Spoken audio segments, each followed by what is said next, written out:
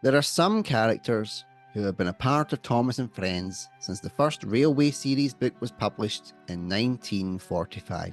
Engines who carved their way into the public consciousness and the hearts of children and adults across the world.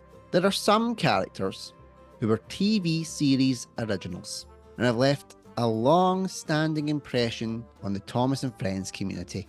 And then there's Billy, a bright orange saddle tank engine with prominent buck teeth who appeared in one season 11 episode, Don't Be Silly, Billy. And boy oh boy did he make an impression. Billy is described as stubborn, bratty, impatient, but enthusiastic and keen to get stuck in. The character gained such a bad reputation that I was expecting to go into this episode and expect utter dog shit, but I actually didn't mind it. The episode is bad, I am not denying that. But Billy is not the antithesis of evil that the fandom seemed to make him out to be, which makes him a perfect candidate for this video. Join me, your Ginger Engine, as I ask two questions. Is Billy one of Sodors Bawbags? And is Don't Be Silly Billy a bad episode?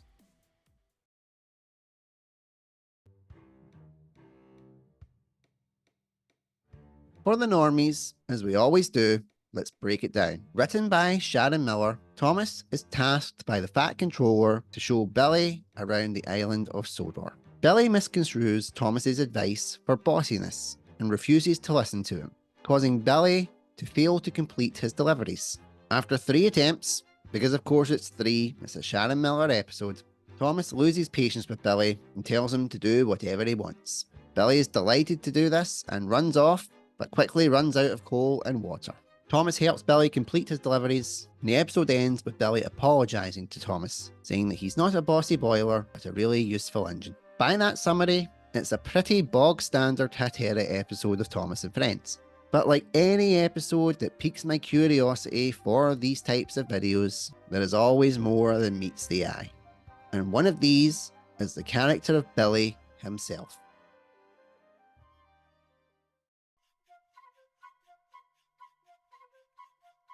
When describing Billy's personality, it became clear to me what a lot of the fandom have theorised about this character. Billy is meant to be the Thomas of the Hatera. Billy, much like Thomas in Season 1, is a prick. He's impatient, stubborn, excitable, has ideas above his station, quick to anger, and quite hurtful with what he says. These are very obvious points that link to Thomas of Season 1, but that's all it is. Obvious points. And sadly, this is down to the writing. Audrey had a full book to flesh out Thomas's character arc, which were made up of 4 stories. We got to know him in Thomas and Gordon, seen him fall from grace in Thomas's train, have a more sympathetic fall from grace in Thomas and the Trucks, and redeem himself in Thomas and the Breakdown Train. Season 1 followed the books very closely and adapted all 4 episodes into 4-minute stories.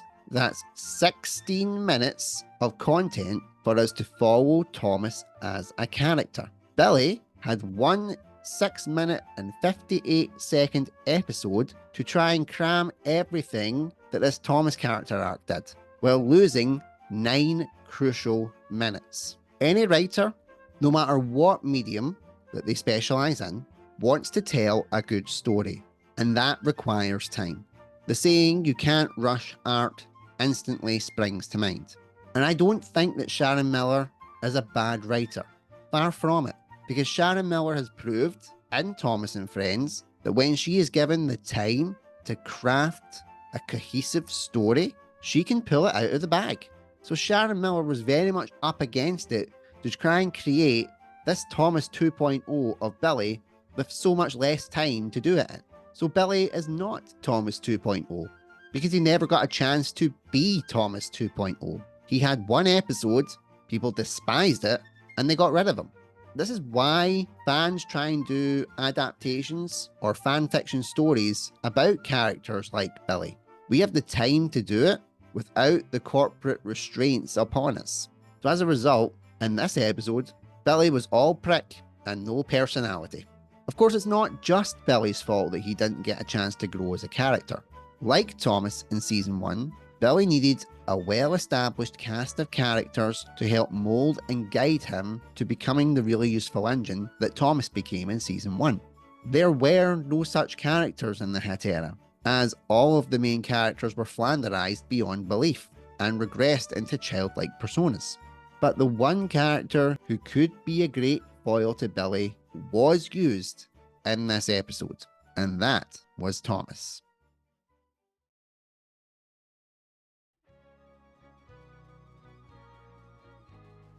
We've just established that Billy was meant to be Thomas of the Hit era.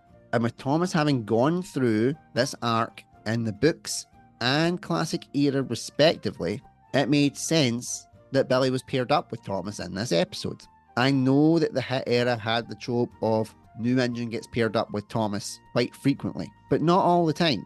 Ironically, in this season where Billy is introduced, the new character With was introduced, with Emily being the foil for his character. And that's one of the best episodes, in my opinion. With this episode, however, Billy was meant to be a mirror to show how far Thomas had come in his own journey as a character. That does put into question of whether season 8 to 12 are a separate timeline from the classic era, but that's another point for another day. Essentially, Billy and Thomas in this episode were meant to be what Thomas and Gordon were in season 1, with Gordon being the older brother / father figure mentor who would not be afraid to put Thomas in his place, but also was very capable of having his own fall from grace. Sadly, in this case, Thomas also failed to live up to these expectations. It's not for a lack of trying, because depending on which timeline you follow, he's either had 11 seasons of character development or 4 seasons of character development to get him to this point. But the failings are down to the previously mentioned character regression. In seasons 1 to 7, Thomas had a character arc, going from cocky little prick to mature engine with his own responsibilities. Then season 8 happened, and this soft reboot also came into play, where Thomas and a lot of the main cast were regressed backwards into more child-friendly personas. And I would say Thomas was regressed more to a season 3-esque personality. He still had his branch line, he was still somewhat responsible, but the core childlike essence of him remained. And unlike the previous era, Thomas didn't grow in the aforementioned seasons. He stayed at the same flanderized baseline that all of the characters did. By this logic, you can't take Thomas seriously as a mentor to Billy, because Thomas is still a child himself. Thomas is very flawed in how he handles Billy, not because of what he says, but how he says it. When Thomas tells Billy not to pump his pistons because it'll waste coal and water, he doesn't have the patience to handle when Billy claps back at him. This in turn makes Thomas even more frustrated as the episode goes on, and he becomes harsher in the delivery of his orders to Billy, which in turn provokes a more fiery response from Billy as a result. And this carries on to the point where Thomas eventually gives up on him. Throughout this episode, I would say that Thomas was more akin to a helicopter parent rather than a mentor figure. He follows Billy around like a parent following a child. He's constantly trying to clean up Billy's mistakes rather than let him make those mistakes and learn and grow from them, and at the same time tries to prevent him making even more mistakes. But speaking as a parent, sometimes you do need to step back and let your kids make those mistakes. It is very difficult to do. I am guilty of this myself, but it's the only way they learn. So while Billy does call Thomas a bossy engine, he is kind of right to do so, because Thomas is being a bossy engine. Instead of barking orders at Billy and expecting him to get it right, Thomas has to show patience and understanding, something that Edward did with Thomas in the classic era. And this actually brings me to my next point, the workplace dynamic.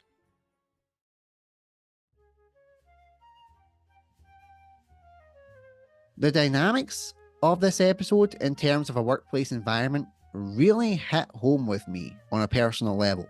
I have been on both sides of the fence in this 9 to 5 situation. I have been the newbie who doesn't want people following them about and telling them what to do, but I have also been the insufferable prick mentor who doesn't know when to let go. So I could relate to both Thomas and Billy, despite them not coming off so well. So let's start with Billy. He's emotional, he's quick to anger, he does not respond well to criticism, and always thinks that his way is the right way.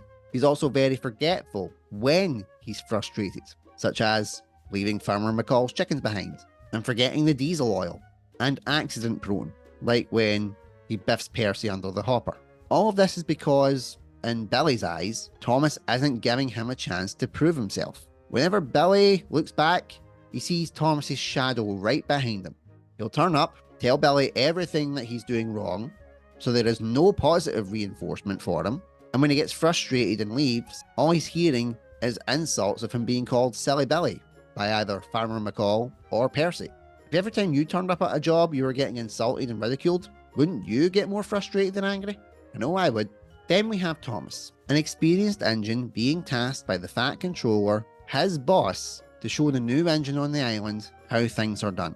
If Billy does a bad job, it reflects poorly on Thomas as a teacher and mentor. Billy clapping back at Thomas at the docks, especially around Salty, which is one of his close peers, and then Salty teasing him for it, would understandably make Thomas frustrated. No one likes being disrespected in front of their co-workers, especially by a newbie whose wheels have barely touched the rails. So Thomas is trying to stop Billy making these mistakes, as he's already made them, and just wants Billy to be the best engine he can be. But the arrogance of Billy and the constant complaining about Billy to him from people like Farmer McCall, Mavis, would make Thomas feel like a failure as a teacher, and that can stress anyone out.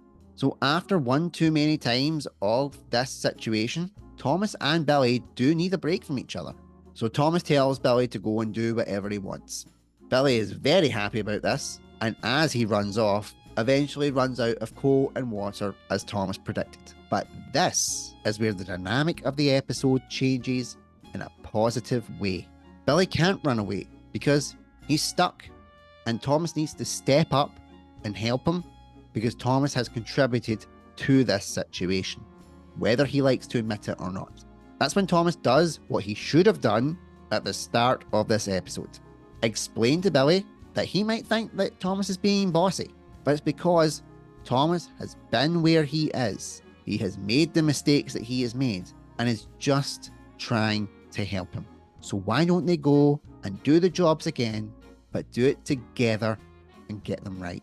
The happy ending, while necessary for children's TV programming of the time, was something that I actually didn't agree with. Yes, it shows conflict and resolution, which is how any workplace environment should handle situations. But not every workplace situation is wrapped up in a nice bow at the end where everybody is fine.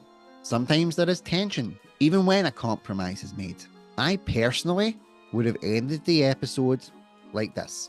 Thomas and Billy finish their jobs together. Thomas says goodbye, and as he starts to leave, Billy does say that Thomas isn't a bossy boiler, but he's a really useful engine. Thomas would give him a whistle of respect and puff away, feeling happier about the job that's been done. I wouldn't have the line about Billy enjoying working with Thomas, because he didn't enjoy working with Thomas. The entire day, quite frankly, from a work perspective, was a shit show. But that's okay. You don't enjoy working with people at times. As I've said, I have been guilty of both sides of the fence. I have been the newbie that's difficult to work with, and I have been the mentor that is a controlling prick.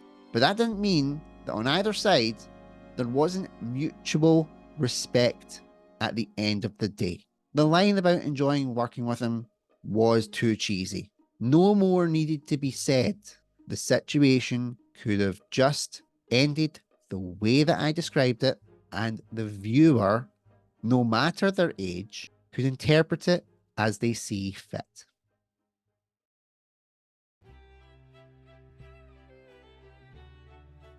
I think a lot of the negativity around Billy is not just because of his personality. My James video has proved that you can be a flawed protagonist and people will still like you. I think one of the big reasons that this character is hated so much is down to his physical appearance. Billy's livery is a really bright orange, and as someone who is of the ginger persuasion, people seem to have a bigger hatred for those with a bright orange colour. Now, this is not me playing the victim here. This is actually down to basic human psychology. Colours affect mood. Blues reflect sadness. Red reflects anger. Green reflects jealousy or envy. Bright orange is known to provoke hostility. It's why so many antagonists in folklore or storytelling have ginger hair. Shylock from Merchant of Venice, Melvin from Captain Underpants, Horrid Henry. Even in the Bible, Judas Iscariot is portrayed as someone who has red hair. And let's not go into the whole South Park Cartman hates gingers thing. There are so many more depictions of antagonists in these types of stories that have ginger or orange hair. So Billy instantly has that going against him. Add in the quite frankly unappealing resin face that they gave him with the big buck teeth, which I also have. This does not make an aesthetically pleasing engine. Couple that with his negative personality traits, it does not help. It's why Charlie in the Sharon Miller era is a complete polar opposite to Billy. He's the same saddle tank engine, but he's purple with no buck teeth and a bright, bubbly personality that's full of happiness and jokes, which ironically made me not like him even more, because he's the anti-Billy in every way. Even my channel logo, which is just Percy in an orange livery with glasses, sparked an incredible amount of negativity, with people calling it an ugly engine and actually threatening me to get rid of it. People judging things on appearance is harsh, but sadly, it is still very common in today's society. And Billy is proof of that.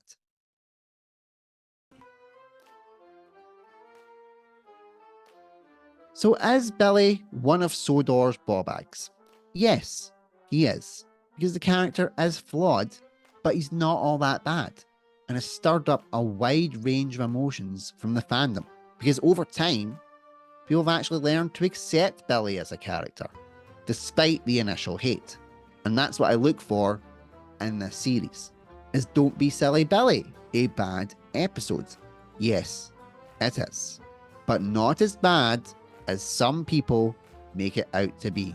Peel back the layers and you'll find some subtleties and nuances to this episode that you didn't realise was there. Don't Be Silly Billy of season 11 is like Edward Strikes Out of season 10.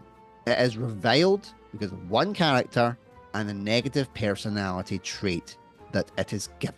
Billy and the episode was a lesson in tolerance. And much like Thomas in this episode, we failed. Thank you all for watching, and until next time, keep on chugging.